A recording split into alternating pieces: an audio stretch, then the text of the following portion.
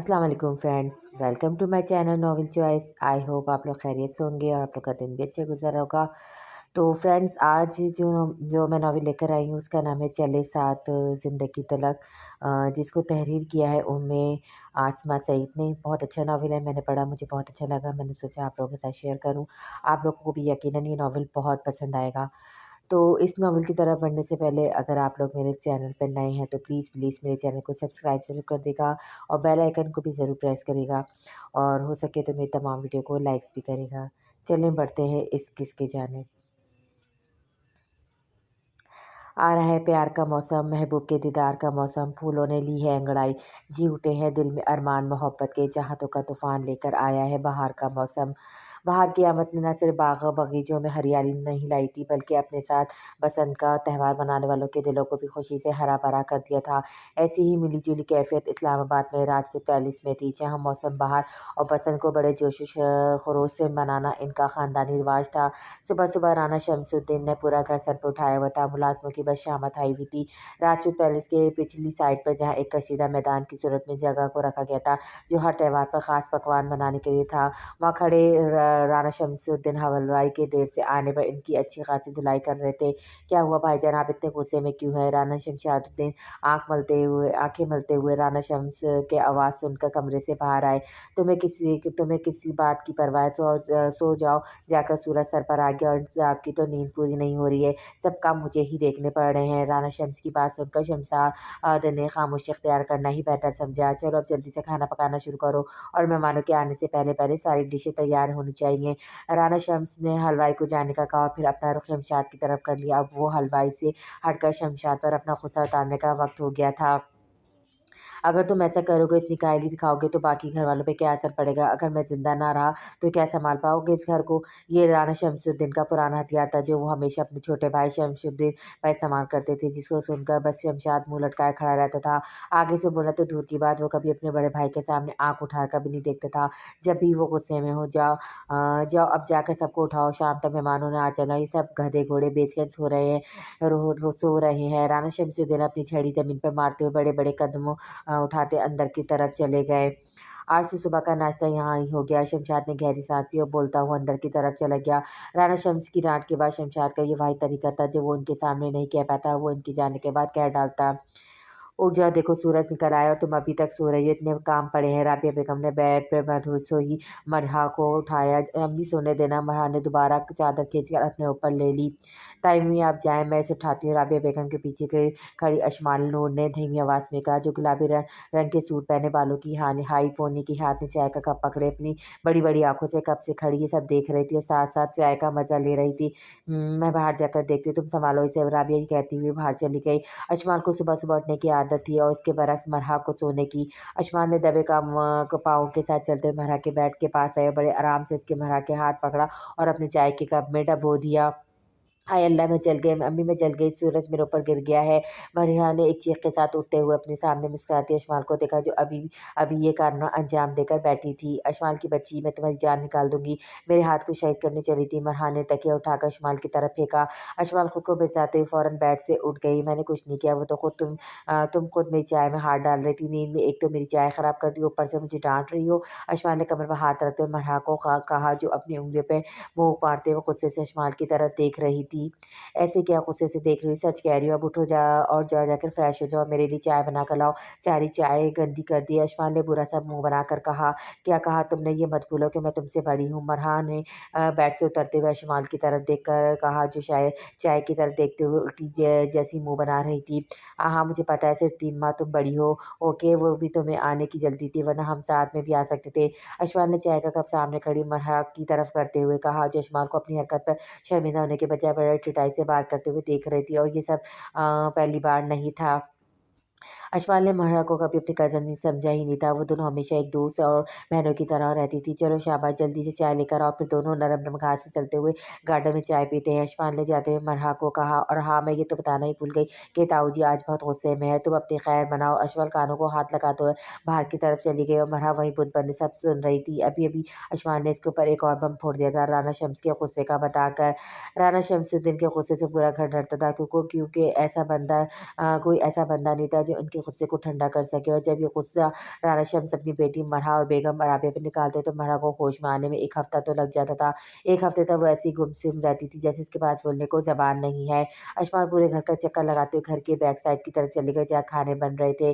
क्या खुशबू आ रही है, ठीक कहते हैं सब शाहिद अंकल, क्या आपके हाथ में जायका और ये आपने अपने शागिर्दों को भी दिया है? अशफाक ने देख के अंदर झाँकते हुए कहा, जहाँ बिरयानी से उठने वाली भाप को वो हाथों से खींचकर सूंघ रही थी। छोटी बीबी आप चली जाइए, अगर राना साहब ने आपको ऐसे देख लिया तो अच्छा नहीं होगा। शायद हलवाई ने चारों तरफ देखते हुए कहा, नहीं कुछ नहीं होता, आप टेंशन न लें, आज वो बहुत खुश है, किसी को कुछ नहीं कहेंगे। आप मुझे बताएं मीठे में क्या बना रहे हैं?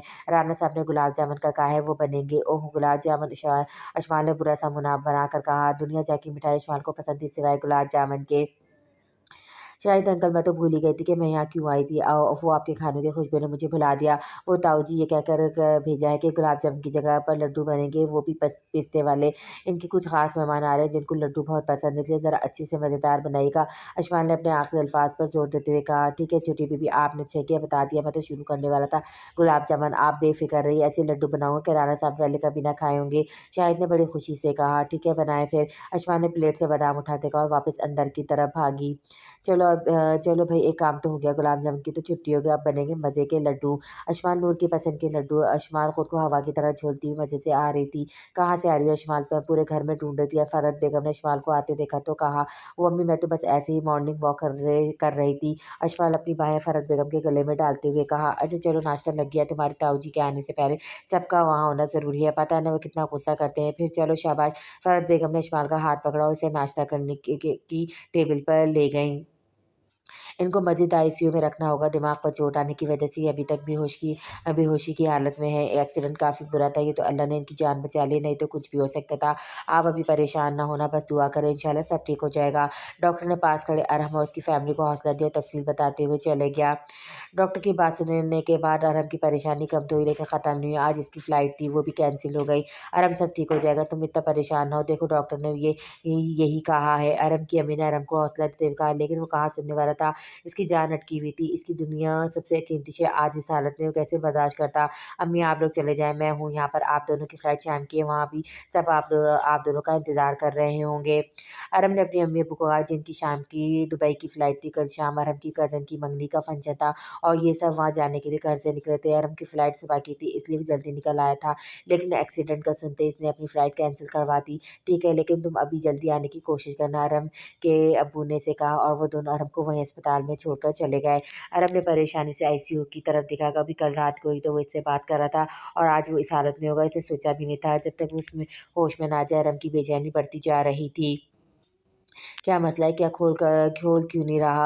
अशमाल ने ज्वेलरी बॉक्स को पूरा ज़ोर लगाते हुए खोलने की कोशिश की। अरे अरे रुक जाओ, तोड़ दोगी क्या इसे? मरहा भागती हुई अशमाल के पास आई तो तकरीबन बॉक्स तोड़ने वाली थी। ये जो तुम्हारा छोटा भाई शैतान राफ़े है ना, मेरी सारी ज्वेलरी को तोड़ देता है, इसलिए मैंने बॉक्स को लॉक लगाया था। मरहा ने लॉक खोलते हुए ज्वेलरी बॉक्स अशमाल के सामने रख दिया जो इसे घूरते हुए देख रही थी। क्या है, ऐसे क्यों देख रही हो? मरहा ये गोल्ड की ज्वेलरी नहीं है जो तुमने लॉक लगाया हुआ है, तौबा है। अशमाल ने ज्वेलरी बॉक्स अपनी तरफ खींचते हुए कहा, तो इसमें क्या है, मैंने लगा दिया, मेरी इतनी प्यारी प्यारी ज्वेलरी है, बहुत ही प्यारी है ना, कहीं नज़र न लग जाए। मैं तो कहती हूँ अल्लाह करे कोई चोर आए और सिर्फ तुम्हारा ज्वेलरी बॉक्स उठा कर ले जाए। अशमाल ने कान में बाली डालते हुए मरहा की तरफ शैतानी मुस्कुराहट से कहा, तुम किसी दिन पिटोगी मुझसे, अब जल्दी से तैयार हो जाए, सब अपने अपने कामों में मसरूफ़ है, हम जल्दी से छत का चक्कर लगा कर आते हैं। आज आसमान रंग बरंग पतंगों से भरा हुआ है, जैसे नीली नीली तितलियाँ उड़ रही हैं और वो नज़ाकत साहब की पूरी फैमिली छत पर खूब एंजॉय कर रही है। मरहा ने अपने आप को शीशे में देखते हुए अशमाल को कहा जो अभी तक अपने कानों में बालियाँ डालने में मसरूफ़ थी। सफ़ेद रंग की शलवार कमीज़ और मुख्तलिफ रंगों से भरा हुआ दुपट्टा, दोनों ने एक जैसा सूट पहन रखा था। दोनों बाग में मौज मस्ती करती हुई तितलियाँ लग रही थी। चलो जल्दी आ भी जाओ, मरहा ने अशमाल का बाजू खींचते हुए बाहर की तरफ लेकर आई। आ जाओ, कोई नहीं है बाहर। मरहा ने चारों तरफ जायज़ा लेते हुए अशमाल का बाजू पकड़ा और सहन से होती हुई सीढ़ियों की तरफ भागी। चलो कोई भी नहीं है। अशमाल ने एक नज़र पीछे की तरफ मुड़कर देखा और दोनों ने छत पर जाने के लिए सीढ़ी पर पहला कदम रखा। ये कहाँ जा रही हो तुम दोनों? पीछे से आती हुई गर्म जैसी तेज़ और धमाके जैसी आवाज़ ने दोनों के कदम वहीं रोक दिए। इस आवाज़ से दुनिया से तो को नहीं रुकना था, अलबत्ता दोनों रुक गई थी। शेठ ये कहाँ से आ गए? इशफान ने आंखें बंद करते हुए बड़बड़ाई। मैं क्या पूछूं, कहाँ जा रही हो तुम दोनों? आवाज़ में अब रोब और दबदबा था। दोनों ने गहरा सांस लिया और बेवक्त एक साथ मुड़ी। हसन भाई आप? मरहा ने बेचारा सा मुंह बनाकर कहा। जी मैं क्यों, पहली बार देखा है मुझे क्या? हसन ने दोनों को गौर से देखा जो अब किसी हारे हुए मैच की खिलाड़ी की तरह मुंह लटकाए हुए खड़ी थी। नहीं वो मेरा मतलब कहने का ये था कि हसन भाई आपने तो 12 बजे आना था, आप इतनी जल्दी आ गए? मरहा अपने बड़े भाई की सवालिया नज़र से चुपते हुए इधर उधर नज़र घुमाते हुए कहा। 12 बज चुके हैं, ज़रा अपने हाथ में बंधी घड़ियों में देखो। अब दोनों के पास कोई जवाब नहीं था। जी हाँ 12 तो बज गए, हमारे मुँह पर भी हमारी घड़ियों पर भी। इशमाल मुँह में बड़बड़ाई। कुछ कहा तुमने अशमाल? हसन ने मरहा से नज़र उठाते हुए अशमाल को देखा। नहीं हसन भाई मेरी इतनी ज़रूरत कि मैं आपको कुछ कहूँ। ठीक है चलो फिर अंदर चलो, कोई छत पर नहीं जाएगा। हसन ने हाथ के इशारे से दोनों को अंदर जाने का कहा। हसन के कहने पर दोनों सर झुकाए वापस अपने पाँव अपने कमरों की तरफ चल पड़ी। मरहा ये तुम्हारा भाई किसी जल्लाद से कम नहीं, अच्छा खासा मूड खराब कर दिया। अशमाल अंदर जाते कानों से बाल उतारते हुए कहा। अब मैं क्या कह सकती हूँ, मुझे भी अंदाजा नहीं था कि वो इतनी जल्दी आ जाएंगे। चलो कोई बात नहीं, मेरे पास एक और प्लान है, तुम बस थोड़ा इंतजार करो। मरहा ने अशमाल के कंधे पर अपने दोनों बाजू रखते हुए मुस्कुरा कर कहा। मरहा की बात अशमाल भी समझ गई कि मरहा के पास हमेशा प्लान बी होता है जो कभी फेल नहीं होता। अगर वो कह रही है तो कुछ ना कुछ तो इसने सोचा होगा। मैं अब तंग आ गई हूँ तुमसे, तुमसे शादी करना मेरी मजबूरी थी। तुम भी ये जानते थे कि मैं तुम्हें पसंद नहीं करती, फिर भी तुम मेरी ज़िंदगी में आए। मैं आज भी इसी के बारे में सोचती हूँ, इसी को महसूस करती हूँ। तुम्हें मेरा वजूद मिला है, रूह नहीं। मैं साथ तो तुम्हारे होती हूँ लेकिन मेरा दिल आज भी इसके लिए धड़कता है। अब इस बेमकसद रिश्ते को मैं साथ लेकर मज़ीद नहीं चल सकती। मैं थक चुकी हूँ, मुझे तुमसे आज़ादी चाहिए, मुझे तुमसे तलाक चाहिए। तुम मुझे तलाक दो, नहीं तो मैं कोर्ट चली जाऊँगी। फिर तुम्हारी ये जो इज़्ज़त है ना जो तुमने हर जगह बनाई हुई है, 2 कौड़ी की नहीं रहेगी। जब सबको पता चलेगा मैं तुमसे तलाक चाहती हूँ। वो बोलती जा रही थी, उसका एक-एक लफ्ज़ इसके वजूद को चीर रहा था। अरम बैठ के पास बैठे फ़हील आलम को बड़े गौर से देख रहा था। बेहोशी की हालत में भी इसके चेहरे पे एक बेचैनी थी, करब था। ज़िंदगी की मुश्किलात से लड़ते हुए तो वो यहाँ तक पहुँचा था। दुनिया को कोई ऐसा काम रह नहीं गया था जो उसने ना किया हो। मेहनत करते हुए खुद को मारते हुए आज अगर वो दुनिया की नामी-गिरामी शख्सियत में शुमार होता था तो वो इसकी मेहनत का नतीजा था। इसकी ज़िंदगी का कोई ऐसा लम्हा नहीं था जिसने सुकून से गुज़ारा हो। अरहम अभी फ़हील आलम की तरफ देख रहा था कि इसे फ़हील आलम के चेहरे पर हल्की-सी हरकत दिखाई दी जिसे वो आँखें खोलने की कोशिश कर रहा हो। फ़हील क्या तुम मुझे सुन सकते हो? अरहम ने थोड़ा सा झुककर फ़हील आलम की तरफ देखा। मैं डॉक्टर को बुला कर लाता हूँ। इसने फ़हील के आलम के हाथ पर नरमी से हाथ रखते हुए कहा और फिर बाहर की तरफ चला गया। कुछ ही देर में अरहम डॉक्टर के पास साथ कमरे में मौजूद था जहाँ अब फ़हील आलम अपनी पूरी कोशिश आँखें खोले कमरे के चारों तरफ देख रहा था। अब आप कैसा महसूस कर रही हैं फ़हील? अब आप कैसा महसूस कर रहे हैं फ़हील? डॉक्टर ने फ़हील आलम की हार्ट बीट चेक करते हुए पूछा। मैं ठीक हूँ डॉक्टर असद, फ़हील आलम ने बड़े इत्मीनान से जवाब दिया जैसे इसे 5 दिन पहले कुछ हुआ ही नहीं था। डॉक्टर असद फ़हील की बात पर मुस्कुरा दिए। वो तो मैं जानता हूँ फ़हील, तुम जैसे सर्जन को कुछ हो सकता है क्या? लेकिन डॉक्टर होने के नाते मेरा पूछना तो बनता है ना। अरहम हाथ सीने पे बांधे बड़े हैरत से फ़हील आलम की तरफ देख रहा था जो चेहरे पे उदास सी मुस्कुराहट लिए हुए बात कर रहा था। पिछले कुछ दिनों से अरहम की जान पर बनी हुई थी। इसका जिगरी दोस्त इस तरह हादसे का शिकार हुआ था और वो इस दोस्त बड़े रिलैक्स होकर ऐसे बात कर रहे थे जैसे कुछ हुआ ही नहीं है। तुम्हें क्या हुआ है अरहम, ऐसे क्यों देख रहे हो? फ़हील आलम ने खुद को बेड से उठते हुए बेड की बैग से टैग लगाते हुए अरहम की तरफ देखा। मैंने तुम्हें कहा था ना अरहम, तुम बिलावजह परेशान हो रहे हो। देखो ज़रा फ़हील आलम की तरफ कैसे एकदम फिट लग रहा है। डॉक्टर सही असद ने फ़हील का चेकअप मुकम्मल करने के बाद अरहम अरहम की तरफ देखा और कहा चलो मैं अब चलता हूँ। आज रात तुमसे घर लेकर जा सकते हो। अब हमारे सज्जन साहब बल्कि ठीक है। डॉक्टर असद ने कहा और वहाँ से चला गया। फ़हील तुम किस मिट्टी के बने हो? तुम्हें पता भी है कि तुम 5 दिन से बेहोश थे और अब ऐसे बात कर रहे हो जैसे कुछ हुआ ही नहीं। अरहम चलते हुए फ़हील आलम के पास आया। ठीक कह रहे हो तुम, अगर मेरा कोई पेशेंट होता तो मैं इसे इतने दिन बेहोश रखता ही ना।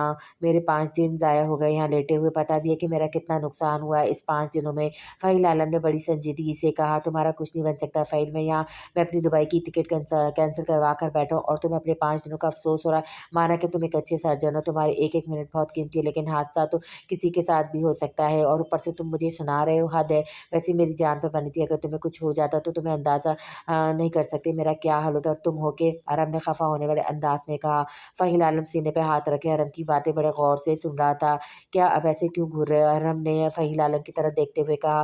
फ़हील आलम के चेहरे पे हैरत थी। अगर मैंने मरना होता ना तो आज से 30 साल पहले मर चुका होता, लेकिन मेरी किस्मती मौत ने भी मेरे साथ वफ़ा न की। फ़हील आलम के लहजे में अफ़सुर्दगी थी। बस अब दोबारा शुरू ना हो जाना, मैं डॉक्टर से तेरे पेपर्स बनवा कर आता हूँ, फिर घर चलते हैं। अरहम ने फ़हील आलम को वहीं पर बात करते हुए रोक दिया। वो नहीं चाहता था कि आज के दिन वो 30 साल पहले हुए हादसे को याद करे, जिसने सबकी ज़िंदगी को हिला कर रख दिया था। अरहम कहता हुआ कमरे से बाहर चला गया। फ़हील आलम ने अपने हाथ की खुरदरी की लकीरों को देखा जो बढ़ती हुई उम्र के साथ गहरी हो रही थी। जहाँ इसकी ज़िंदगी की लकीर के साथ कहीं भी सुकून और खुशी की लकीर नहीं थी और ना ही फ़हील आलम की ज़िंदगी में खुशी और सुकून था। ज़िंदगी की तल्ख़ियों को बर्दाश्त करते हुए फ़हील आलम ने खुद को एक अंधेरे कमरे में बंद कर दिया था। जहाँ वो था वो उसकी तन्हाई थी और किसी को आने की इजाज़त नहीं थी। अगर कोई कोशिश भी करता तो मायूस होकर लौट जाता। फ़हील आलम जो इतना बड़ा सर्जन और मेडिकल यूनिवर्सिटी का डायरेक्टर था, इतना कुछ होने के बावजूद उसने खुद को एक पिंजरे में बंद कर रखा था। फ़हील आलम ने अपने इर्द-गिर्द एक हिसार खिंचा रखा था, जिसके अंदर आने की किसी को इजाज़त नहीं थी। बढ़ती हुई उम्र के बावजूद फ़हील आलम की शख्सियत में एक अलग-सा सहर था। कोई ऐसा नहीं था जो फ़हील आलम की पर्सनैलिटी से मुतासिर ना हुआ हो, लेकिन जब वो खुद को आईना में देखता तो उसे एक हारा हुआ इंसान दिखाई देता।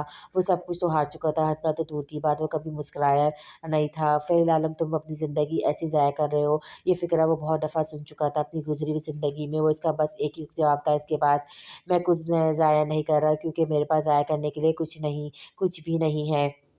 ये ले मैडम, गरमा-गरम चाय, साथ ही लड्डू और चिप्स। मेहमानों के जाने के बाद अजमान ट्रे में चाय और लड्डू लिए कमरे में दाखिल हुई, जहाँ मरहा हाँ लैपटॉप पे नज़र जमाए बैठी थी। अजमान, ये क्या बच्चों वाली हरकतें, लड्डू, चाय और फिर चिप्स।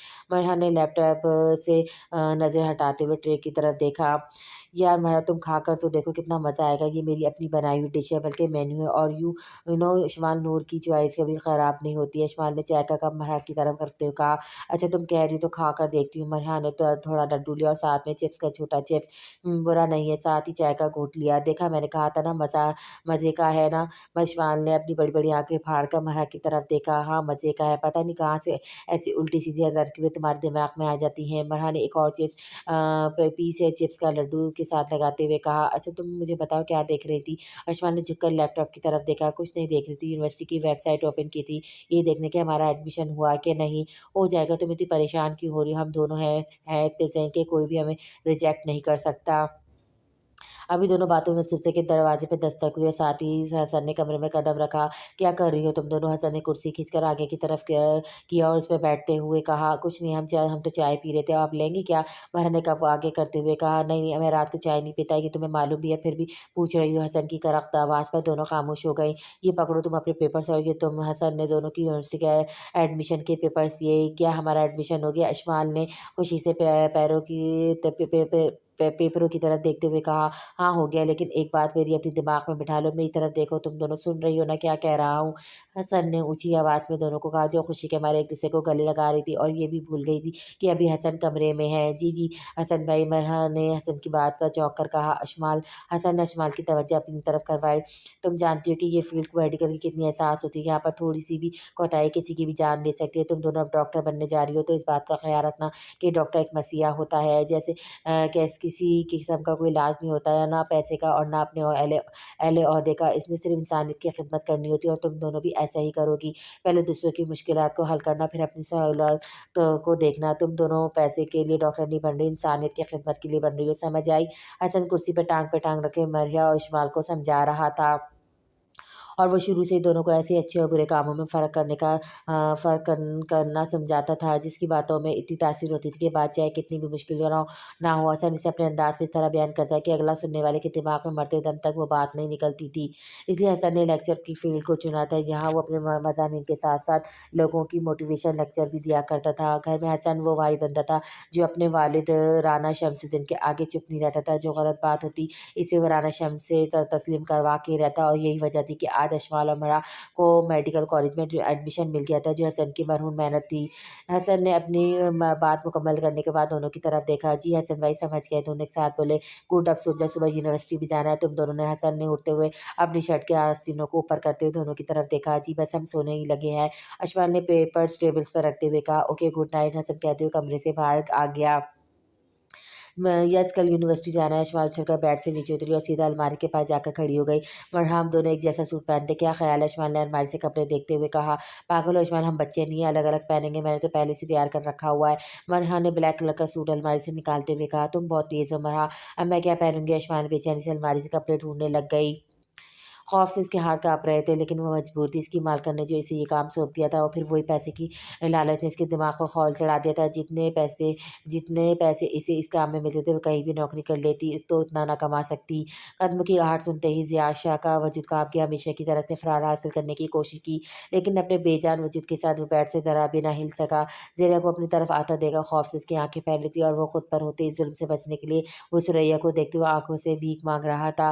"मैं मजबूर हूँ छोटे साहब, अगर मैंने आपको ये इंजेक्शन नहीं लगाया तो वो मुझे जान से मार देंगे।" सुरैया ने आगे बढ़ते हुए ज़ियाद शाह के बाजू पे इंजेक्शन लगाते हुए कहा। इंजेक्शन के लगते ज़ियाद की आँखों से आँसू के 2 कतरे निकल के उसके चेहरे पर गिर गए। इसने बेबसी से सुरैया की तरफ देखा, जो बड़ी-सी चादर ओढ़े इसके सामने खड़ी थी। इंजेक्शन लगाकर सूर्या ने वो इंजेक्शन अपनी चादर के नीचे छुपा लिया। ज़ियाद शब बेबसी से सुरैया की तरफ देखा था, जो चुप के वहाँ से चली गई थी। ज़ियाज को अमेरिका से आए हुए अभी 1 साल ही हुआ था जब इसे हल्का-सा बुखार हुआ और यही बुखार इसे सारी ज़िंदगी के लिए मफ़लूज कर देगा। इसने कभी सोचा न था। वो हमेशा बेड पे पड़े यही सोचता रहा कि पाकिस्तान वापस ना आता। कितना खुश था जब इसने अमेरिका से अकाउंटेंट की डिग्री हासिल की थी और वह पाकिस्तान में आकर खुद से कुछ करना चाहता था, अपने बाप को कुछ बनकर दिखाना चाहता था। लेकिन वो इस बात से बेखबर था कि वापसी पर इसके लिए एक भयानक मुस्तकबिल इसकी राह देख रहा था। तुम मेरी बात क्यों नहीं समझ रहे हो? मेरे शौहर के अब सब पता चल गया कि मैं शादी के बाद तुम्हारा प्यार अपने दिल में लिए बैठी हूँ। तुम मुझे वहाँ से ले जाओ। मैं अब इस शख्स के साथ मज़ीद नहीं रह सकती। इसकी आँखों में उठते सवाल मेरे वजूद को छलनी कर देते हैं। मैं अब इससे नज़रें नहीं मिला पाती। आखिर कब तक मैं इसके साथ रहूँगी?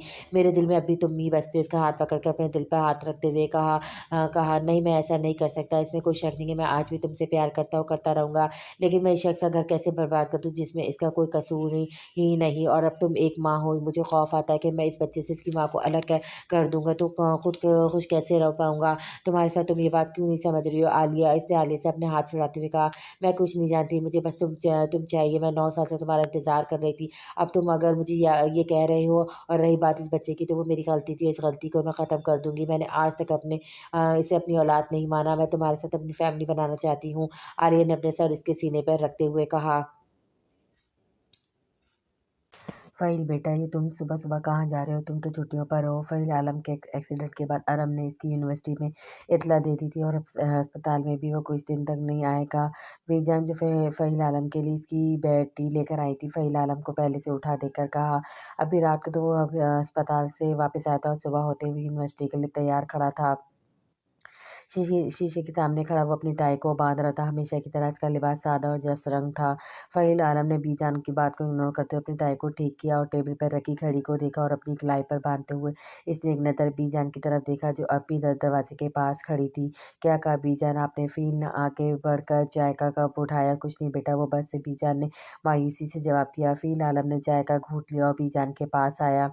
बीजान, आपको कितनी बार कहा कि मेरे लिए इतना परेशान ना हुआ करें। मैं अब बड़ा हो गया हूँ, बल्कि बहुत बड़ा हो गया हूँ। अब मैं खुद की हिफाज़त कर सकता हूँ। फ़ील आलम ने बीजान के कंधों पे हाथ रखते हुए कहा, ठीक है फ़ील बेटा, वाक़ई तुम बड़े हो गए। बीजान ने परेशानी में जवाब दिया, और वो परेशानी क्यों ना होती। अभी कुछ दिन पहले ही तो फ़ील की गाड़ी का एक्सीडेंट हुआ था और फ़ील आलम को होश में आने में 5 दिन लग गए थे। फ़ील आलम बीजान की बात समझ गया था, वो क्या कहना चाहती हैं, लेकिन आज तक इसने किसी की बात सुनी नहीं थी, तो अब क्यों सुनता। वो वही करता जो इसके लिए से बेहतर लगता, और उसकी ज़िंदगी की कामयाबी की एक वजह ये भी थी कि वो हमेशा अपने असूलों पर ही चलता था, और ये उसूल इसने अपनी गुज़री हुई तल्ख़ ज़िंदगी से सीखे थे। अपने काम में परफ़ेक्ट होने की वजह से कोई इस बात नहीं करता था, और गुस्सा फ़ील आलम का सबका सबको पता था, इसलिए पीजा ने आगे से कुछ कहने की बजाय खामोशी इख्तियार कर ली। अरम सो रहा है क्या? उठा नहीं वो? फ़हील ने बेड से कोट उठाते हुए कहा, नहीं, वो अभी सो रहा है। कहो तो उठा दो। बीजान को तो बस एक ही रास्ता नज़र आता है कि अरम के उठ जाने के बाद फ़ील घर से बाहर नहीं निकल सकता। नहीं, ज़रूरत नहीं, सोने देने से वो काफ़ी थक गया है। फ़ील ने शीशे में सामने खड़े होकर होते हुए कोट को ठीक किया और बाहर दरवाजे के जाते हुए बीजान को कहा, और हाँ, जब वो उठे तो उसे बता देना कि मैं यूनिवर्सिटी में हूँगा, वापसी पे अस्पताल में हूँगा। वही पर बात होगी इससे। फ़ील आलम ने जाते हुए मोड़ कर कहा, ठीक है बेटा, मैं कह दूँगी। बीजान ने उदासी से कहा। वो नहीं चाहती थी कि फ़ील आलम आज यूनिवर्सिटी जाए, लेकिन इसे कहने की हिम्मत नहीं थी। फ़िलहाल के लिए इसका अहम साथी था जो इसे होश संभालते ही मिला था। अपनी ज़हानत के बलबूते पर मेडिकल कॉलेज में दाखिला हुआ था, फिर इसे स्कॉलरशिप मिल गई थी। शाम के वक़्त वो एक क्लिनिक पे काम करता था और सुबह को यूनिवर्सिटी जाता था। इस तरह वो अपने तमाम अखराजात को खुद हैंडल करता था।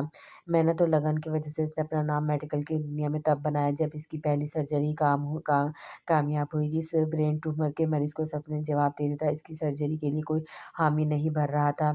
इसी वक़्त फ़ील आलम ने हिम्मत नहीं हारी और जिस अस्पताल में वो एक जूनियर डॉक्टर के तौर पर काम करता था, वहाँ की टीम से बात करके फ़ील आलम ने इस मरीज़ के दिमाग की सर्जरी की और फिर फ़ील आलम इस मरीज़ के लिए एक मसीहा बन गया और वो सर्जरी कामयाब हुई और फ़ील आलम की आने वाली ज़िंदगी कामयाबी का रास्ता खोल गई। मरीज़ की कामयाबी सर्जरी के बाद फ़ील आलम की डिमांड हर अस्पताल में बढ़ती गई थी, लेकिन वो तो कभी हद से ज़्यादा नहीं किया था, ना ओहदे की लालच में, ना पैसों के लिए। खुद की मेहनत और बलबूते पे आज इस मुकाम पर आया था, जहाँ पर हर कोई आने वाले मेडिकल स्टूडेंट को इसकी मिसाल दी जाती थी। सफ़ेद लिबास में मलबूस आँखों में चमक ली और चेहरे पर मुस्कुराहट रखे अशमाल नूर ने यूनिवर्सिटी के गेट के अंदर कदम रखा। हवा का झोंका इसके सुनहरे बालों को छूता हुआ गुजरा। इसने मुस्कुराहट लिए मरहा का हाथ थामा और आगे बढ़ी। मरहा भी काफ़ी खुश थी, लेकिन इसे हुजूम वाली जगहों पर खौफ आता था और आज यूनिवर्सिटी में काफ़ी रश था, इसलिए मरहा की हाथ की गिरफ्त अशमाल के हाथ में मजबूत हो गई थी।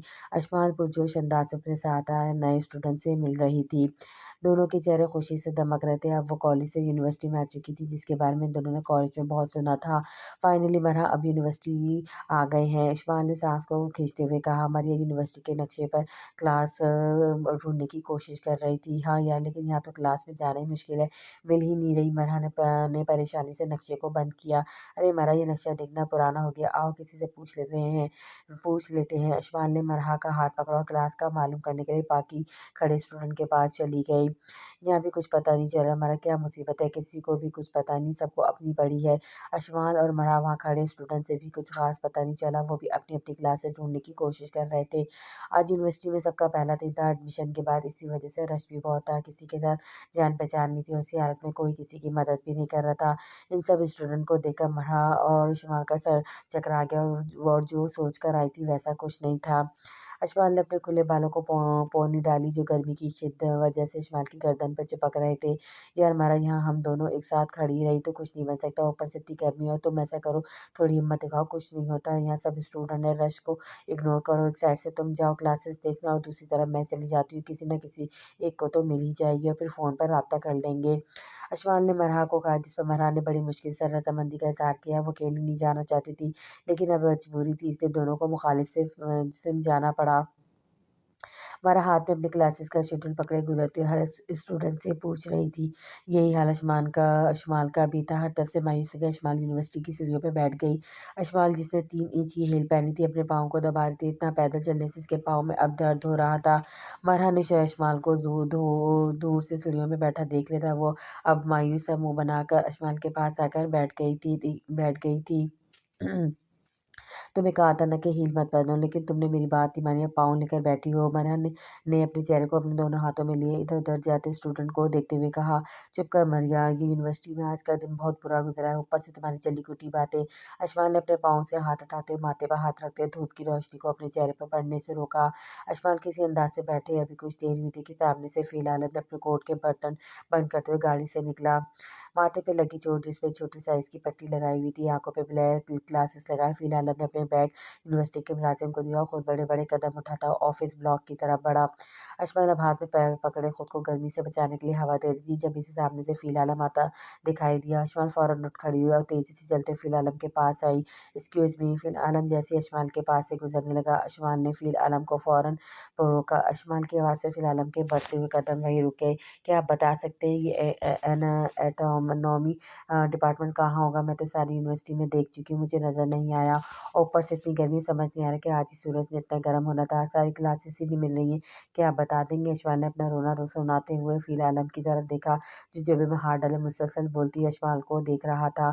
क्या ऐसे क्या देख रहे हैं? डिपार्टमेंट का पूछा, आपसे कोई आपकी जायदाद तो नहीं मांग रही हूँ जो आपके होश उड़ गए और आप बोलने से भी कासिर हो गए हैं। अशफाक ने अपना सुबह का सोचा फ़हील आलम के डिपार्टमेंट ना बताने पर उतार दिया। अशफाक की बात पर फ़हील आलम ने ग्लासेस उतारते हुए अशफाक को बड़े गौर से देखा, जिसके चेहरे में पसीने के कतरे धूप की रोशनी की वजह से चमक रहे थे। गर्मी से अशफाक का चेहरा सुर्ख टमाटर जैसा लग रहा था। देखिए मोहतरमा, ये यूनिवर्सिटी है, यहाँ पर हर स्टूडेंट अपनी मदद आपके तहत अपनी क्लासेस ढूँढ लेता है। यूँ हर आते-जाते लोगों से नहीं पूछता। ये कोई शहर नहीं जो आप रास्ता भूल गई हैं और इस तरह हर किसी को रोक कर पूछ रही हैं। यूनिवर्सिटी है, ढूँढने से आपको को क्लास मिल जाएगी और आपकी और ना ही इतना मुश्किल काम है। फ़िल आलम ने अपनी बात मुकम्मल की और जाने के लिए कदम उठाए थे कि अशमाल बोल पड़ी, "अच्छा, तो आप ये कहना चाह रहे हैं कि मैंने पहली बार यूनिवर्सिटी देखी, मैं गाँव से उठकर नहीं आई हूँ मिस्टर, जो आप मुझे पेंडू समझकर बातें कर रहे हैं।" फ़िल आलम की बात सुनते ही अशमाल का पारा 200 डिग्री पर पहुँच चुका था। "आज समझती क्या हैं खुद को? ज़रा-सी मदद क्या माँग ली, 100 बातें सुना दी हैं आपने।" अशमाल को यूँ बोलता देखकर फ़िल आलम ने अपने गुस्से को दबाते हुए दाँतों को चबाया। "देखिए मोहतरमा, अब आप कुछ ज़्यादा बोल रही हैं ना, मैंने ऐसा कुछ कहा ना, मेरी बात ऐसी थी। आपको लगे कि मैंने आपको गाँव वाली कहा है, या हर स्टूडेंट को पहले दिन यही मसला होता है, लेकिन वो अपनी क्लासेस ढूँढ लेता है। फ़िल आलम ने मज़ाक देना चाहिए, लेकिन इसे ये नहीं पता था कि इसकी ये वज़ाहत बेकार जाएगी। ओह! अच्छा, तो आप चिज़ कर कर कहेंगे तो पता चलेगा कि आपने मुझे पेंडू कहा है। इस्माइल ने कमर पर हाथ रखते हुए माथे पर डालते हुए कहा, "खा फँस गया हूँ मैं।" फ़िल आलम ने बड़बड़ाते हुए कहा, "ये क्या आप और मोहल्ले की औरतों की तरह मुँह में बात कर रहे हैं? हिम्मत है तो सामने बोलकर देखें।" इस्माइल फुल गुस्से में फ़िल आलम पर बरस पड़ी। व्हाट, ये मोहल्ले की औरतें क्या होता है? इस्माइल की बातों फ़िल आलम का दिमाग घूम गया। आप हद से बढ़ रही हैं मोहतरमा, मैं आपसे नरमी से बात कर रहा हूँ, इसका मतलब ये नहीं कि आप मुँह में जो है बोल दें। आपको किसी से तमीज़ नहीं सिखाई। फ़िल आलम की आँखें अब खुद से सुर्ख़ हो रही थी। वो नहीं चाहता था कि आने वाले नए स्टूडेंट से सख्ती से बात करें। आज इनका पहला दिन था, लेकिन अशमाल की बातें सुनकर फ़हील आलम अपने गुस्से को कंट्रोल नहीं कर पा रहा था। सारी तमीज़ तो आप में भरी हुई है ना, जो मदद करने की बजाय बातें सुना रहे हैं। अशमाल भी हार मानने वालों में से नहीं थी। इससे पहले फ़ील आलम कुछ और कहता है, इसके फ़ोन पर कॉल आ गई। इसने जेब से फ़ोन निकाला जिस पर अरम की कॉल आ रही थी। फ़ील आलम को अशमाल को बगैर जवाब देने जाने के लिए मुड़ा, लेकिन वो भी फ़ील आलम था इस जिसने कभी हार नहीं मानी थी। अब वो इतनी बातें सुनकर चुपचाप कैसे जा सकता था? जाते हुए इसने मुड़ कर अशमाल की तरफ देखा, जो अभी भी गुस्से से फ़ील आलम की तरफ देख रही थी। वैसे आप गाँव से आई हुई लग रही हैं, क्योंकि जिस डिपार्टमेंट का आप मुझसे पूछ रही हो, आपके बिल्कुल सामने वाली बिल्डिंग में है और आपके सामने इतने बड़े बोर्ड पर भी लिखा हुआ है, जो आपको नज़र नहीं आ रहा। फ़िल आलम ने कहा और आगे की तरफ बढ़ गया, क्योंकि वो जानता था कि इस वक़्त अशमाल के चेहरे पर शर्मिंदगी होगी, और उसने अशमाल की हर बदतमीज़ी का जवाब इस अंदाज़ में दिया कि अशमाल को खुद पर अफ़सोस हो रहा था। और फ़िल आलम की बात बिल्कुल ठीक निकली। फ़िल आलम के कहने के बाद अशमाल ने अपने सामने लगे बोर्ड को देखा, जहाँ साफ बड़ा-बड़ा लिखा हुआ था, "अशमाल, तुम्हें क्यों नज़र नहीं आया? गर्मी ने दिमाग ख़राब कर दिया।" फ़िज़ूल में वो घमंडी इंसान से बातें सुनाकर चला गया। अशमाल खुद से बातें करते फ़िल आलम को जाता देख रही थी, जो अब इसकी नज़रों से ओझल हो गया था। अशमाल किससे बहस रही थी, कुछ पता चला। महाराज जो दूर बैठे अशमाल को देख रही थी, क्योंकि इसके अंदर इतनी हिम्मत नहीं कि वो चलकर अशमाल के पास आए। फ़िल आलम के जाते ही मरहा ने जब देखा अशमाल वहीं खड़ी है, इसे फ़ौरन मजबूरन उठकर इसके पास आना पड़ा। हाँ, पता चल गया, अशमाल ने बुरा-सा मुँह बनाते हुए जवाब दिया और अपने डिपार्टमेंट की तरफ चली गई। फ़ील साहब, अब आप कैसे हैं? प्रिंसिपल ने अंदर आते फ़ील आलम को देखते हुए कहा, घर से तो ठीक निकला था, लेकिन यहाँ आकर लग रहा है कि मैं घर में ही ठीक था। फ़ील आलम ने कोट का बटन खोला और कुर्सी पर बैठ गया।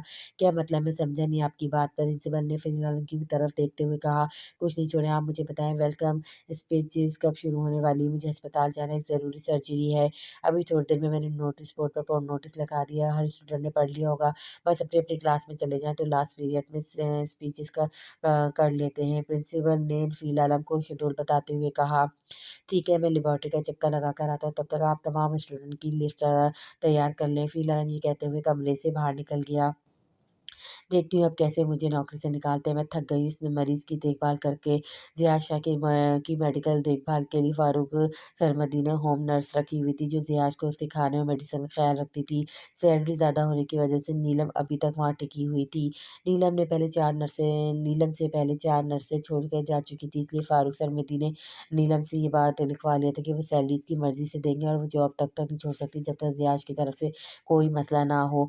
नीलम ने खुशी-खुशी हामी तो भर ली थी, लेकिन इसके ख़्याल में कुछ महीनों तक वो ठीक हो जाएगा, लेकिन इसकी बिगड़ती हुई हालत को देखकर वो मज़ीद वहाँ नहीं रुकना चाहती थी। ज़ियाद अब मुश्किल ही से कुछ अल्फ़ाज़ बोल पाता था। नीलम ने ज़ियाद को उसकी मेडिसिन दी, जो ज़ियाद ने ली। इसने अपना मुँह ज़ोर से बंद किया हुआ था, जिस पर नीलम को गुस्सा आ गया। "तुम समझते हो क्या हो बड़े लोग, जिसको चाहे खरीद लोगे?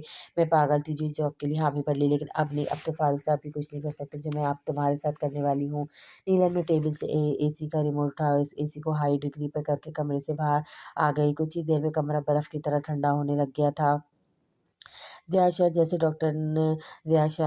डॉक्टर ने ज़्यादा सर्दी वाली जगहों पे जाने से मना किया था। कमरे की बढ़ती हुई कूलिंग ज़ियाश के वजद को मज़ीद मफ़लूज कर रही थी। इसका वजूद ठंडा पड़ रहा था। ज़ियाश की आँखों में से आँसू के 2 कतरे निकलकर तकिए पर गिरे। "सर, क्या मैं अंदर आ जाऊँ?" कमरे में आते ही ज़िया की सेक्रेटरी ने कहा। सेक्रेटरी की आवाज़ सुनकर ज़ियाश, जो अपनी माज़ी में खोया हुआ था, उसने कमरे की दरवाज़े की तरफ देखा। यूनिवर्सिटी के सब स्टूडेंट को 3 ग्रुप्स में तक़सीम किया गया था। हर एक ग्रुप में जाकर फ़िलहाल सभी स्टूडेंट को वेलकम स्पीच के साथ-साथ यूनिवर्सिटी के कुछ रूल्स भी बता रहा था। ये लास्ट और तीसरा ग्रुप था जिसमें मरहा और इस्माइल शामिल थे। हॉल में सभी स्टूडेंट अपनी नशिस्तों पर बैठे हुए थे जब प्रिंसिपल साहब हॉल में दाखिल हुए। अस्सलाम वालेकुम तमाम स्टूडेंट। जैसा कि आप जानते हैं कि यूनिवर्सिटी में आज आप सबका पहला दिन है, तो हमारी यूनिवर्सिटी के डायरेक्टर हमेशा अपने नए आने वाले स्टूडेंट को वेलकम कहते हैं। तो अभी कुछ देर में आपको वेलकम कहने डॉक्टर फ़ील आलम आएँगे और वो डॉक्टर होने के साथ-साथ यहाँ यूनिवर्सिटी में भी पढ़ाते भी हैं और डायरेक्टर भी हैं। तो अभी आप सब इंतज़ार करें, वो कुछ ही देर में आ जाएँगे। प्रिंसिपल ने कहा और क्लास से बाहर आ गए। 10 से 15 मिनट बाद फ़ील आलम हॉल में दाखिल हुआ। सब स्टूडेंट जो आपस में बातों में मसरूफ़ थे, फ़ील आलम के हॉल में आते ही चुप कर गए। मरहा भी सीधी होकर बैठ गई। अशमाल जिसे सारा दिन घूम-घूम कर गुज़ारा था, कुर्सी पर टेक लगाकर अपने हाथ के सहारे चेहरे को नीचे करे बैठी थी। इसकी तवक्कुआत से बरअक्स आज का दिन गुज़रा था। अब लास्ट पीरियड में जहाँ डायरेक्टर साहब ने आकर स्पीच देती थी, इस्माइल खुद को थका हुआ महसूस कर रही थी। थोड़ी देर बाद फ़िलहाल हॉल में दाखिल हुआ। आप सब लोग तो जान ही गए होंगे कि मैं कौन हूँ। प्रिंसिपल साहब ने आप सबको बता दिया है, लेकिन इससे से पहले मैं यहाँ जिस लहज़े से आप सबसे बात करूँगा, वो आपका टीचर हूँ। इसके बाद मैं आप लोगों की तरह एक आम इंसान हूँ, लेकिन मेरे नज़दीक सबसे अहम जो चीज़ है, वो है ज़िम्मेदारी, अपने काम में संजीदगी। क्योंकि आप सब डॉक्टर बनने जा रहे हो, तो ये कोई छोटा प्रोफ़ेशन नहीं है। इसलिए आपको दिन-रात मेहनत करनी होगी, सच्चे दिल से, लगन के साथ स्टडी करना होगी। फ़िलहाल हॉल में चक्कर लगाते हुए स्पीच दे रहा था जब अशमाल ने सर उठाकर सामने स्पीच देते हुए फ़िलहाल की तरफ देखा, जिसने अब कोट उतार दिया था। सफ़ेद रंग की शर्ट की आस्तीनों को कोने तक फ़ोल्ड किया हुआ था। दोनों हाथ पॉकेट में डाले वो अपनी बातों को स्टूडेंट तक डिलीवर कर रहा था। Oh my God! ये कौन है? अशमाल के मुँह से बेख्तियार ये अल्फ़ाज़ निकले, जिसकी बड़ी-बड़ी आँखें मज़ीद फैल गईं। हॉल में खामोशी थी, सिर्फ़ फ़ील आलम की आवाज़ हॉल में गूंज रही थी। चुप कर अशमाल, यूनिवर्सिटी के डायरेक्टर, टीचर और साथ-साथ एक डॉक्टर हैं। तुमने प्रिंसिपल की बात नहीं सुनी क्या? मरहा ने धीमी आवाज़ में अशमाल को कहा, जिसके सुनते अशमाल के होश उड़ गए। ये वही बंदा था जिससे वो थोड़ी देर पहले लड़ाई कर रही थी और पता नहीं क्या से क्या बोल दिया इसने। मरहा के बताने पर अशमाल ने फ़ौरन हाथ में पकड़ी हुई बुक को खोलकर अपने चेहरे के ऊपर कर लिया। अशमाल, ये क्या हरकत है? सर लेक्चर नहीं दे रहे जो तुमने बुक खोल ली है। मरहा ने अशमाल को कोनी मारते हुए कहा। तुम चुप रहो बस, तुम्हें नहीं पता अभी क्या हो जाएगा अगर मैंने ये किताब नीचे कर ली। अशमाल ने किताब के नीचे बोलते मरा को कहा। मरा को अशमाल की बात ज़रा भी समझ नहीं आई। अशमाल का बस नहीं चल रहा था कि वो अपनी जगह से उठे और 120 की रफ्तार से क्लास से निकल जाए, लेकिन ऐसा मुमकिन नहीं था। वो सबके दरमियान में बैठी हुई थी। स्पीच देते हुए फ़ील आलम की नज़र अशमाल पर पड़ी, जो किताब है मुँह पे रखे बैठी थी। फ़ील आलम ने गौर से कुर्सी पे बैठी लड़की को देखा और देखते ही फ़ील आलम रोते हुए रुक गया। इसने पहले बड़े गौर से अशमाल को देखा। वो समझ नहीं पाया था कि स्टूडेंट किताब खोले क्यों बैठी है। हेलो एक्सक्यूज़ मी, फ़ील आलम ने स्पीच रोकते हुए अशमाल को देखा। अशमाल की तरफ से कोई जवाब ना आया, बल्कि अशमाल ने किताब को थोड़ा और चेहरे के ऊपर कर दिया। मैं आपसे मुखातिब हूँ। फ़ील आलम ने दोबारा अशमाल को कहा। सारे स्टूडेंट अशमाल की तरफ देखने लगे। आप लीजिए किताब नीचे रख दें, आज कोई लेक्चर नहीं है। मैं आपकी आपकी इस लगन की कदर करता हूँ, लेकिन आज कोई लेक्चर नहीं है, तो ये किताब नीचे रख दें। फ़ील आलम ने अशमाल को कहा। अशमाल के कानों में फ़ील आलम की आवाज़ आई थी, लेकिन इसके अंदर इतनी हिम्मत नहीं थी कि वो इसका सामना कर सके। किताब के पीछे मुँह छुपाए अशमाल अपनी आँखें बंद की दिल में दुआ कर रही थी कि ये बंदा जो इसके सामने खड़ा है, इसे कोई काम याद आ जाए या और यहाँ से चला जाए, लेकिन ऐसा नहीं हुआ। अशमाल, किताब नीचे रख दें। मरहा ने दबे-दबे अल्फाज़ में अशमाल को किताब नीचे रखने का कहा, लेकिन अशमाल ज़रा बराबर भी ना हिली। वो जानती थी किताब नीचे रखने के बाद इसे किस शर्मिंदगी का सामना करना पड़ेगा। खड़ी हो जाएँ आप। काफ़ी देर तक जब अशमाल ने किताब नीचे नहीं की, तो फ़ील आलम ने गुस्से से ऊँची आवाज़ में कहा। सब स्टूडेंट अब सहम गए थे। फ़ील आलम के कहने पर अशमाल खड़ी हो गई, लेकिन किताब अभी भी इसके चेहरे पर थी। किताब नीचे रखें, फ़ील ने अशमाल को दोबारा कहा। अब अशमाल के पास किताब नीचे रखने के अलावा और कोई चारा नहीं था। अशमाल ने आहिस्ता से किताब को अपने चेहरे से नीचे करना शुरू कर दिया। किताब को आँखों के पास लाकर ही वहीं रोक दिया। अशमाल की इस हरकत पर फ़ील आलम ने गुस्से से दाँतों को चबाया। आप मेरा वक़्त ज़ाया कर रही हैं, किताब को नीचे रखें, नहीं तो मैं आपको हॉल से बाहर निकाल दूँगा। फ़िल आलम की इस बात पे बिलाखिर अशमाल को किताब नीचे करनी पड़ी और अब अशमाल मुँह लटकाए फ़िल आलम की तरफ देखे बेचारगी से देख रही थी। ओह! तो ये आप हैं मोहतरमा। अशमाल का चेहरा सामने आते ही फ़िल के मुँह से ये अल्फ़ाज़ निकले। फ़िल आलम कुछ देर तक तो मुँह लटकाए अशमाल को देखता रहा वो और बातें सोचता रहा जो कुछ देर पहले अशमाल बढ़-चढ़ कर कह रही थी। फ़िल आलम के मुसलसल देखने पर अशमाल शर्मिंदगी से मुँह नीचे किए खड़ी थी। अब सब स्टूडेंट कभी फ़ील आलम की तरफ देख रहे थे तो कभी अशमाल की तरफ। फ़ील आलम के माथे पे कुछ लम्हे के लिए बल पड़े लेकिन साथ ही वो नॉर्मल हो गया क्योंकि आज स्टूडेंट का पहला दिन था, इसलिए वो कुछ ऐसा नहीं करना चाहता था जिससे कोई मसला होता और यूनिवर्सिटी में पहले दिन हर स्टूडेंट को कोई टॉपिक मिल जाता। बैठ जाएँ आप, ये कहते हुए फ़ील आलम ने दोबारा स्पीच शुरू कर दी और थोड़ी देर बाद ही वो स्पीच खत्म होने के बाद हॉल से चला गया। यार अशमाल, तुम्हें क्या हुआ था? ऐसी हरकतें क्यों कर रही थी? हमारे हाँ ने कुर्सी से उठते हुए कहा।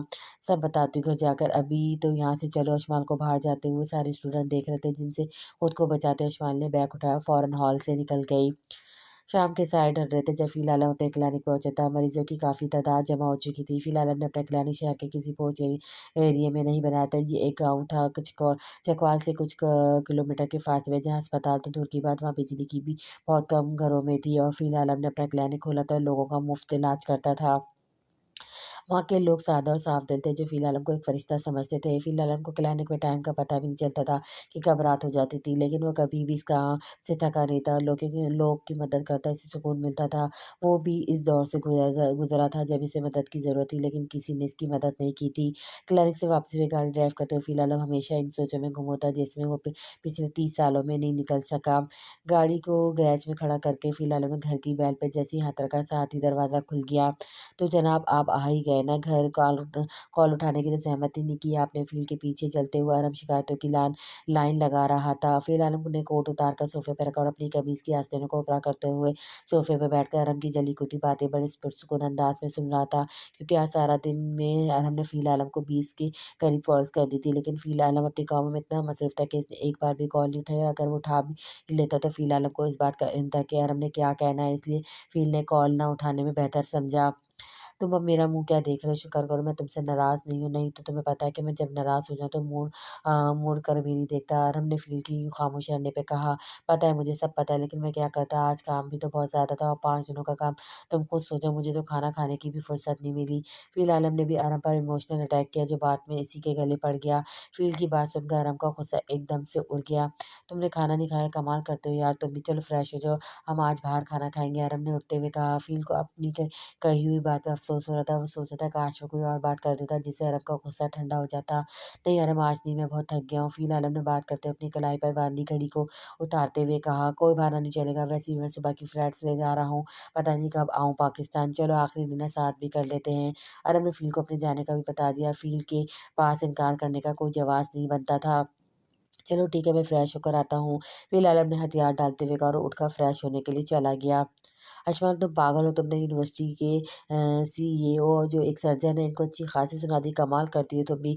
मरहर राफ़िया की सालगिरह के लिए तैयार होते हुए अशमाल को कहा जो मुँह लटकाए बैठी थी। अब मैं क्या करती, मुझे थोड़ी पता था कि वो सीईओ है। अशमाल ने हाथों को फैलाते हुए थोड़ा-सा मुँह बनाकर कहा। अब यूनिवर्सिटी के बाकी के दिन पता नहीं कैसे गुज़रेंगे। अशमाल का मुँह फिर लटक गया। अच्छा बस भी करो, सब हमारा इंतज़ार कर रहे हैं। सालगिरह तुम्हारे भाई की और तुम मुँह लटकाए बैठी हो। अगर ज़रा भी देर हो गई तो होटल वालों ने निकाल कर बाहर फेंकना है हमें। ऊपर से अब्बाजान का गुस्सा अलग, अब उठ जाओ। मरहा ने अशमाल को हौसला देते हुए कहा। मरहा की बात सुनकर अशमाल ने बेचारगी से मरहा की तरफ देखा, फिर उठकर तैयार होने के लिए चली गई। आज राफ़े की सालगिरह, सबने रात का खाना बाहर खाने का प्लान बनाया था। राना शमसुद्दीन और राना शमशाद दोनों की फैमिली मौजूद थी। होटल में बड़ी टेबल बुक करवाई गई थी जिसमें सालगिरह की मुनासबत से डेकोरेशन करवाई गई थी। लगता है यहाँ कोई सालगिरह का फंक्शन होने वाला है। अरब और फ़हील आलम ने होटल में दाखिल होते तमाम अरेंजमेंट को देखते हुए कहा। शायद फ़िल आलम ने मुख्तसर जवाब दिया और अपनी बुक की हुई टेबल पर जाकर बैठ गए। अशमाल की पूरी फैमिली आ चुकी थी। एक बड़े केक का इंतज़ाम किया हुआ था। राफ़े के केक काटने के बाद सब तस्वीरें लेने में मसरूफ़ हो गए। अशमाल और मरहा भी अपनी मुख्तलिफ़ पोज़ में तस्वीरें बना रही थी। अशमाल, मेरे लिए जूस पकड़ कर लाना। राबिया बेगम ने अशमाल को कहा जो अपनी सेल्फ़ी लेने में मसरूफ़ थी। जी ताई जी, मैं लेकर आती हूँ। अशमाल ये कहकर खाने वाले साइड पर जो जूस लेने गई थी, जूस का गिलास हाथ में पकड़े अशमाल अपनी खींची हुई तस्वीर को साथ-साथ मोबाइल फ़ोन पर देख रही थी और इसी तरह अचानक अशमाल किसी से टकरा गई। ओप्स! ये क्या हो गया? अशमाल के हाथ में जूस का गिलास गिर गया था। आपको नज़र नहीं आता क्या सारा जूस आपने मेरे ऊपर गिरा दिया? फ़िल आलम ने अपनी शर्ट को हाथ से झाड़ते हुए कहा। इशमाल नीचे गिरे जूस की तरफ देखी जब इसके कानों में फ़िल आलम की आवाज़ पड़ी। आप भी तो उसे देख सकते थे। बात करते हुए इशमाल ने जब सर उठाया तो सामने अब यूनिवर्सिटी के सीईओ को खड़े देखा था। इसकी आवाज़ वहीं हलक में अटक गई। सर आप सॉरी। इशमाल के हलक से बस यही अल्फाज निकल पाया। इशमाल को देखते ही फ़िल का फुआरा वहीं हाई हो गया। यूनिवर्सिटी वाले वाक़या अब जूस का गिलास ये लड़की कैसे मेरे सामने हर जगह आ जाती? एक दिन में 2 बार फ़िल आलम ने इस्माइल की तरफ गुस्से से देखते हुए सोचा, अब अंधी है तो नहीं है क्या? कल से तो आप पैदल हैं जो मुझे अब पता है, लेकिन अंधी भी हैं होंगी इसका अंदाज़ा नहीं था। आपको समझ में नहीं आता क्या कर रही हैं? ये कौन-सा तरीका है मोबाइल देखते हुए चलने का? फ़िल आलम का लहज़ा गुस्से से भरा हुआ था।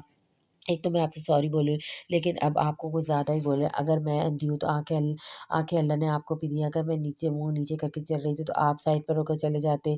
इतनी जगह जगह पड़ी है। इशमाल ने शर्मिंदा होने के बजाय उल्टा फ़हील आलम पर बरस पड़ी। ये कौन-सा तरीका है आपका सॉरी करने का? इंतहाई आप बदतमीज़ हैं। ये जो आपने मेरी शर्ट ख़राब कर दी, मेरा डिनर ख़राब कर दिया, क्या वो सॉरी से ठीक हो जाएगा? फ़ील आलम इस बात की परवाह किए बगैर बोल रहा था कि आते-जाते लोग इन दोनों को देख रहे थे। इशमाल के पास अब कोई अल्फ़ाज़ नहीं थे कि वो बोल पाती। यूनिवर्सिटी का ख़्याल आते ही इशमाल चुप कर गई। जितना वो बोल चुकी थी वही काफ़ी था। इसके सामने फ़िलहाल अब की जगी झुकी हुई कोई और होता तो इशमाल से इतना सुना चुकी होती कि वो खुद इशमाल से माफ़ी माँग चुका होता। लेकिन अब सामने फ़ील आलम था। फ़ील आलम को ऐसा बोलता देखा होटल का मैनेजर आ गया। सॉरी सर, आप हमारे साथ हैं, हम आपकी शर्ट को ट्राई करवा देते हैं। मैनेजर ने बात ख़त्म करने के लिए कहा क्योंकि सब लोग इन दोनों की वज़ह से डिस्टर्ब हो रहे थे। नहीं रहने दें, इट्स ओके। कुछ लोग आँखें रखते भी अंधे होते हैं और अकल से पैदल भी। फ़ील आलम ने अपनी बात को दोहराते हुए गुस्से से दोबारा इस्माइल की तरफ देखा जो बुत बने खड़ी थी और टेबल की तरफ चला गया। ये क्या फ़ील, तुम्हारी शर्ट पर जूस कैसे? उठो अरम, अब हम घर जाएँगे। मैंने मज़ीद यहाँ नहीं रुकना। फ़ील ने अरम को कहा और बाहर जाने के लिए मुड़ा। लेकिन फ़ील बात तो सुनो। अरम ने वेटर को बुलाकर जल्दी से बिल दिया और फ़ील के पीछे चला गया। इस्माइल कहाँ रह गई हो? ऐसे बुत बनी क्यों खड़ी हो? इस्माइल जब जूस लेकर नहीं आई तो महरा इसे देखने इसके पीछे आ गई। महरा बहुत गड़बड़ हो गई। मैंने फिर से गलती कर दी। पता नहीं क्यों मुझसे कंट्रोल नहीं हुआ। बस तुम मेरे कुल की तैयारियाँ करो। पता है ना कि मेरी वसीयत क्या है? इस्माइल भूत बने मरैया को देख रही थी। हाँ, हाँ, पता है, बाद में मर जाना। अभी चलो घर चलो घर भी जाना है। मरिया ने इस्माइल को बाजू से पकड़ते हुए अंदर टेबल की तरफ ले गई। यार फ़ील, तुम्हें यूँ अचानक क्या हुआ है? इतने गुस्से में क्यों हो? आरव ने गाड़ी चलाते हुए फ़ील की तरफ देखा जिसके चेहरे पे अभी तक गुस्सा था। इसकी आँखों के सामने बार-बार इस्माइल का चेहरा आ रहा था जो उसे खड़ी-खड़ी बातें सुना रही थी। ज़िंदगी में पहली बार किसी लड़की ने फ़ील आलम को इतनी बातें सुनाई थी। कुछ नहीं, तुम गाड़ी चलाओ। फ़ील आलम बात करते हैं कि मूड में नहीं था। आरव को फ़ील की जवाब से पता चल गया था, इसलिए आरव खामोश रहा। आज वो ज़ियाद शाह जो अपने माजी से वापस आ गया था, उसने सेक्रेटरी को देखते हुए कहा, सर ये वो फ़ाइल है जो आपने मँगवाई थी। सेक्रेटरी ने फ़ाइल आगे रखते हुए कहा, ठीक है, तुम जाओ, आज की मीटिंग की तैयारी करो, मैं कुछ देर में आता हूँ। जहाज ने अपनी घबराहट छुपाते हुए कहा, जी सर, मैं सब तैयारी कर ली है, बस जैसे ही क्लाइंट्स आते हैं मैं आपको इन्फॉर्म कर दूंगा। सेक्रेटरी ने कहा, जिसके जवाब पे जियाज ने मस्बत में सर हिलाया। सेक्रेटरी ये कहते हुए वहाँ से चला गया। सेक्रेटरी के जाते ही जियाज ने गहरा सांस लेते हुए अपने दोनों हाथों को अपने चेहरे पर रखा। इसके लिए इसका माजी एक अजाब बन गया था, लेकिन वो इस बात से बेखबर था कि आने वाला वक्त इसके माजी से ज़्यादा अजाब बनकर के सामने आने वाला है। राना शम्सुद्दीन अपनी पूरी फैमिली के साथ घर आ चुके थे। राफ़ी की बर्थडे मनाने के वक़्त सबने उसे गिफ्ट दिए जो बड़ी खुश होकर सबसे ले रहा था। सबके चेहरे पे मुस्कुराहट थी सिवाय इस्माइल नूर के। गिफ्ट का सिलसिला ख़त्म होने के बाद सब अपने-अपने कमरों में चले गए थे। मरहा कपड़े तब्दील करके बेड पर आकर बैठ गई थी। इस्माइल भी कपड़े तब्दील करके अब मरहा के पास आकर बैठ गई थी। अब बताओ क्या हुआ था? मरहा ने इस्माइल की तरफ देखते हुए कहा। इस्माइल ने रेस्टोरेंट में जो हुआ सब लफ्ज़ मरहा को बता दिया। ये तुम्हारा सामना सरफ़ेल से ही क्यों हो जाता है, वो भी इतने बुरे तरीके से? पहले तुमने इनको अच्छी खासी सुना दी और फिर जूस। मरहा पास बैठी इस्माइल को कह रही थी जो अब चादर ओढ़े मरहा की गोद में सर रखे छत की तरफ देख रही थी। हाँ, मैं भी यही सोच रही आखिर क्या वजह हो सकती है? इस्माइल की आंखों के सामने बार-बार फ़ील आलम का चेहरा आ रहा था। वो गुस्से से भरी आँखें चेहरे पे नागवार असरात और लफ्ज़ों का ऐसा चनाव कि कोई भी इसकी बातें सुनकर इस बंदे के करीब नहीं आ सकता था। वो ऐसे क्यों पेश आए मेरे साथ? एक ही दिन में सरफ़ील ने मुझसे ऐसी बातें की जैसे वो मेरी सदियों से दुश्मन है। अशमान बात महरा से कर रही थी लेकिन इसकी आँखों के सामने फ़ील आलम का चेहरा था। महरा जो साथ-साथ मैगज़ीन को भी देखती थी, इसने मैगज़ीन बंद किया और अशमाल की तरफ देखा। अशमाल जो हमारे टीचर हैं, अशमाल वो हमारे टीचर हैं, काबिल एहतराम है। अगर उन्होंने तुम्हें डाँट दिया है तो इसमें बुराई क्या है? इस बात को सोचना बंद करो और जाकर अपने कमरे में सो जाओ। सुबह यूनिवर्सिटी भी जाना है। मरहा ने अशमाल के गालों को अपने दोनों हाथों में लेते हुए कहा। मैं नहीं जा रही अपने कमरे में, आज तुम्हारे साथ सो जाती हूँ। अशमान ने सर अब तक तकिए पे रखते हुए कहा। तुम भी ना अशमान, बचपन की आदत तुम्हारी गई नहीं अभी तक। मरहम ने ये कहते हुए साइड टेबल पर रखे लैंप की लाइट बंद की और सोने के लिए लेट गई। मरहम की बात पर अशमान ने हल्की सी मुस्कुराहट दी लेकिन अशमान सो नहीं सकी। इसकी आंखों में नींद कोसों दूर थी।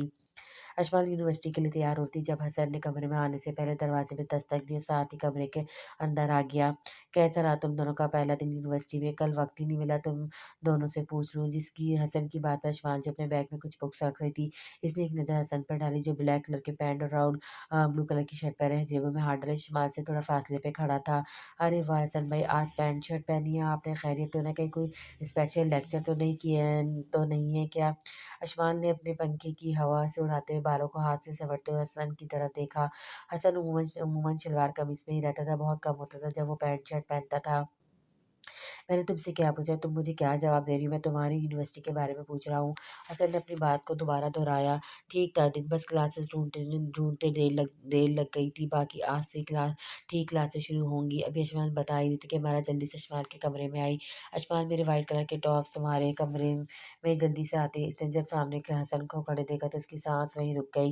हसन भाई, आप भी हमारा के टॉप्स वहीं रह गए थे। वो खामोशी से आकर अशमान के पास खड़ी हो गई। ये तुमने क्या हुलिया बनाया हुआ है? यूनिवर्सिटी जा रही हो किसी पार्टी में? नहीं। और ये होठों को इतने सुर्ख क्यों किए हैं जैसे किसी का खून पी कर आई हो? इसको साफ करो। हसन भरा का हुलिया देखकर तब किया था जो गुलाबी और सफ़ेद रंग की लॉन्ग शर्ट और ट्राउजर पहने, बाल खोले छोड़े, होठों पर डार्क रंग की लिपस्टिक लगाए खड़ी थी।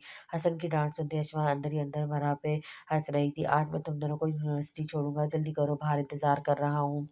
हसन ये कहकर बाहर जाने लगा था कि उसने रोका, गर्दन मोड़कर दोनों की तरफ देखा जो हाथ बांधे खड़ी थी। और हाँ, ये तुम दोनों अपने बाल बांध कर आना घोंसला बनाया हुआ है। हसन ये कहते हुए बाहर चला गया। हसन के जाते अशमान जो अपनी हंसी रोक कर खड़ी थी, रैक में लगाकर हंस दी।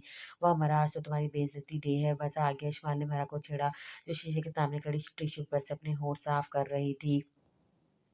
कुछ ही देर में अशमाल और मरा हसन की गाड़ी में बैठी थी। बालों की हाई पोनी दोनों ने की हुई थी, होठों पे लिपस्टिक दूर की बात लिप ग्लोस भी नहीं लगाया हुआ था। दोनों अब खामोश बैठी अब यूनिवर्सिटी में आने का इंतजार कर रही थी।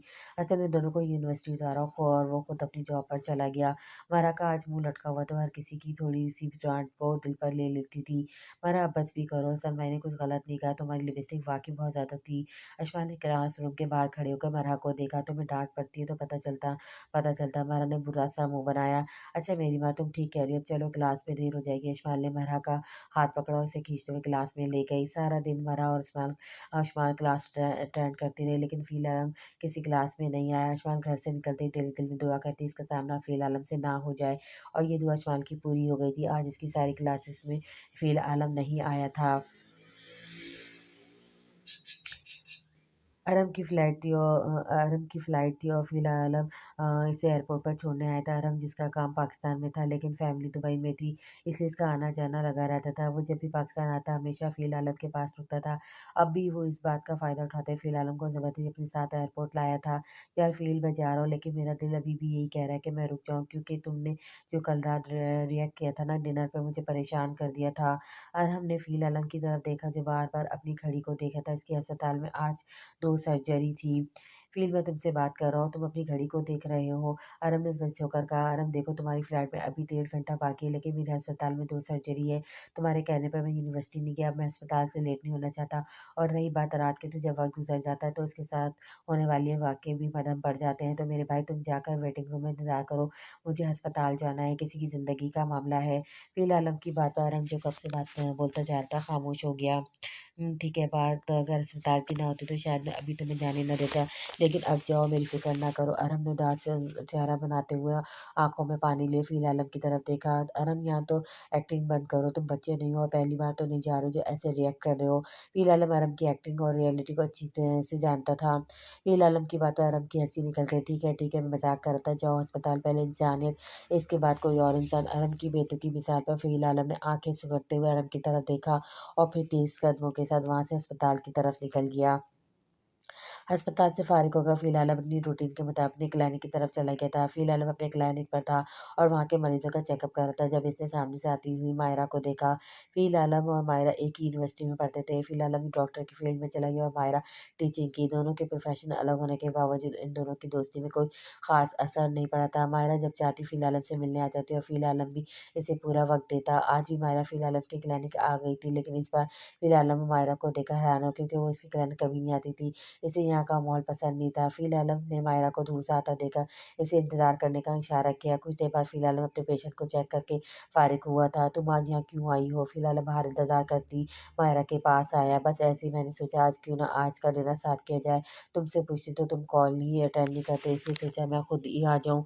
मायरा ने कुर्सी उठाते हुए बैग को अपने शोल्डर पर डाला। फ़िल आलम को मायरा की इस बात पे हैरत हुई कि वो एक डिनर के लिए इतनी दूर आ गई, लेकिन वो चुप रहा, इंतज़ार में रहा कि वो खुद ही बता देगी कि इसकी आने की वजह क्या है। चलो अच्छी बात है, आओ फिर चलते हैं। फ़िलहाल ने मायरा को कहा, गाड़ी की तरफ चला गया। दोनों एक रेस्टोरेंट में बैठे खाना खा रहे थे कि फ़ील की नज़र मायरा पे पड़ी, जो प्लेट में चम्मच को घुमा रही थी, खाना नहीं खा रही थी। "क्या हुआ तुम्हें? तुम खाना क्यों नहीं खा रही?" फ़ील ने सलाद का पीस पकड़ते हुए मायरा को कहा। फ़ील की बात पर मायरा ने मुँह उठाकर फ़ील की तरफ देखा। "वो फ़ील मेरे घरवाले मेरी शादी करना चाहते हैं," मायरा ने ठहरे हुए लहजे में कहा। "हाँ, तो ये अच्छी बात है, वो तुम्हारी शादी करने लगे हैं, और हाँ, अपनी शादी से 1 हफ़्ता पहले मुझे बता देना, मैं अपनी मसरूफ़ियात चेक कर लूँगा, नहीं तो तुम्हारे गिले-शिकवे ही नहीं ख़त्म होंगे।" फ़ील आलम बड़े पुरसुकून लहजे में मायरा की तरफ देखा, जो चुटकी बाँधे फ़ील आलम की तरफ देख रही थी। "क्यों, क्या हुआ? ऐसे क्या देख रही हो?" फ़ील आलम मायरा के इस तरह देखने पे चौंक गया। वो फ़ील में मायरा ने अपना हाथ फ़ील के हाथ पे रख दिया। मायरा की इस हरकत पे फ़ील ने मायरा के हाथ को देखा, जो उसके हाथ पर था, फिर मायरा की तरफ देखा। फ़ील को अब गुस्सा आ रहा था, लेकिन इसने खुद को कंट्रोल किया। "हाँ, क्या तुम?" फ़ील ने आलम ने मायरा की बात को जारी रखते हुए कहा। "वो फ़ील, मैं तुमसे मोहब्बत करती हूँ, मैं तुमसे शादी करना चाहती हूँ।" मायरा की इस बात पे फ़ील आलम ने फ़ौरन अपना हाथ मायरा के हाथ से छुड़ाया। फ़ील की इस हरकत पे मायरा चौंक गई। वो समझ गई थी फ़ील को इस बात का गुस्सा लगा है, लेकिन वो आज ये बात तय कर आए थे कि वो फ़ील आलम से अपने दिल की बात करेगी, जो वो कई सालों से दिल में छिपा कर बैठी थी। मायरा की इस बात पे फ़िलहाल ने खाने से हाथ रोक लिया। "अच्छा, तो डिनर करने की ये वजह थी?" फ़िलहाल ने टिश्यू से मुँह साफ करते हुए मायरा की तरफ देखा। "फ़ील, देखो, मैं तुम्हारे गुस्से की वजह से आज तक अपनी मोहब्बत को दिल में छिपा कर बैठी थी, लेकिन अब बात मेरे घर में शादी की हो रही है। अगर शादी की बात ना होती, मैं तुम्हारे साथ तुम्हारी सारी ज़िंदगी इंतज़ार करती।" मायरा की बात करते हुए आवाज़ कँपकपा रही थी। फ़िलहाल अपने अंदर गुस्से और हैरत की मिले-जुले जज़्बात को दबा कर बैठा था। अगर ये रेस्टोरेंट ना होता, तो शायद वो अपने गुस्से पे काबू ना रख पाता और वो इस बात को भूल जाता कि इसके सामने इसकी यूनिवर्सिटी की दोस्त बैठी है। मेरा मेरी बात सुनो, मैंने आज तक तुम्हें कभी भी इस नज़र से नहीं देखा, और ना ही कभी तुम्हारे साथ शादी का सोचा है। तुम गलती कर रही हो मुझ जैसे इंसान से मोहब्बत करके, जो इंसान नहीं खंडर है, जहाँ किसी भी आने की गुंजाइश नहीं है। बेहतर ये होगा तुम अपने घरवालों की मर्ज़ी से शादी कर लो और मेरा ख़्याल है अपने दिल से निकाल दो।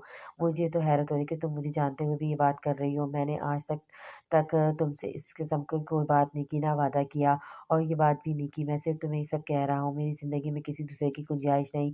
मैं वो इंसान हूँ जो एक वजह तो रखता है, लेकिन इसके अंदर जज़्बात कब के दम तोड़ चुके हैं। फ़िल आलम ने बात करते हुए कुर्सी से उठ गया। माहिरा अब आँखों में आँसू दबाए फ़िल आलम की तरफ देख रही थी। "मैं तुम्हारा गाड़ी में इंतज़ार कर रहा हूँ।" फ़िल आलम ने खाना वहीं छोड़कर कोई रेस्टोरेंट की तरफ से बाहर आ गया। फ़िल आलम की बात सुनकर माहिरा की आँखों में आँसू, जो वो दबाए बैठी थी, फ़िल आलम के बाहर आ जाते ही इसके आँखों से निकल के इसके रुखसार पर गिर गए थे। इसने जल्दी से अपने हाथ की पुछ से आँसू को साफ़ किया और फ़िल के पीछे रेस्टोरेंट से बाहर आ गई। सारे रास्ते फ़िल आलम चुप रहा और मायरा ने भी कोई बात नहीं की कि मायरा का घर आते ही फ़िल ने गाड़ी रोकी। "अपना ख़्याल रखना, कल कॉल करता हूँ।" फ़िल ने गाड़ी उतरती हुई मायरा को कहा। मायरा फ़िल की बात का जवाब दिए बगैर गाड़ी से उतर गई। फ़िल आलम अपने इसे घर के अंदर जाता देख रहा था, जो आज इसे तो खुदाफ़िज़ बोले बगैर चली गई थी।